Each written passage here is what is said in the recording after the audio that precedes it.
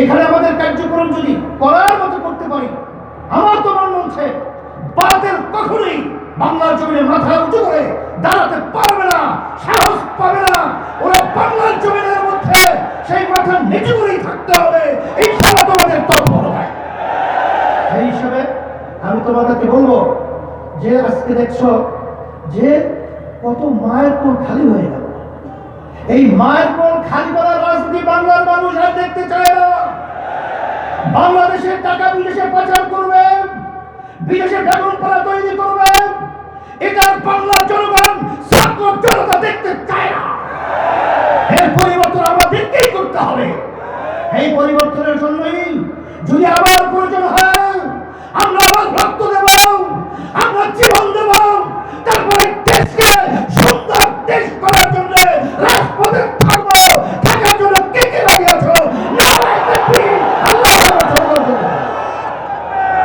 সাথে সাথে আমি বিশেষ করে অন্তর্বর্তীকালীন সরকারকে বলবো, আমাদের যুগ্ম মহাসচিব জাতীয় আতাউর রহমান সহ বিভিন্ন দায়িত্বশীলরা বলেছেন যে আপনারা কোন জনগণের ভোটে নির্বাচিত সরকার নয়, আপনারা হলো গণ অভ্যুত্থান, ছাত্র জনতা হাজারো হাজারো মায়ের কোল খালি করার বিনিময় আপনারা ক্ষমতায় এসেছেন। কিন্তু আপনাদের কার্যক্রমগুলো আমরা অনেকাংশে প্রশ্নবিদ্ধ। এটা আমাদের দুঃখ হয়। আপনাদের দুর্বলতা কোথায়? কে কি বলবে তা জানি না।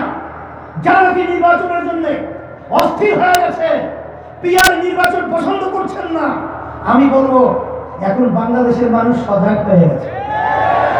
আপনারা জরিপ করে দেখেন, আপনারা তো মনে করেন আপনারা অনেক তালগাছ হয়েছেন।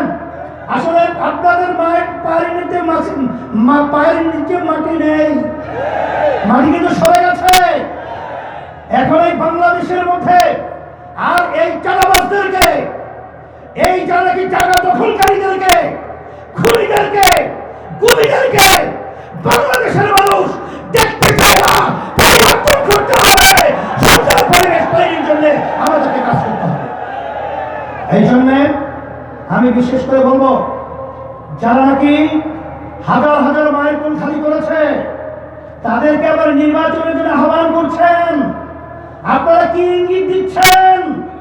এখনো মায়ের কান্না বন্ধ হয় নাই, এখনো মুখের পানি পানি সেই শব্দ আমাদের কান থেকে এখনো সরে নাই। আবু সাইদ হাত প্রসারিত গুলিবিদ্ধ বুক নিয়ে মাটিতে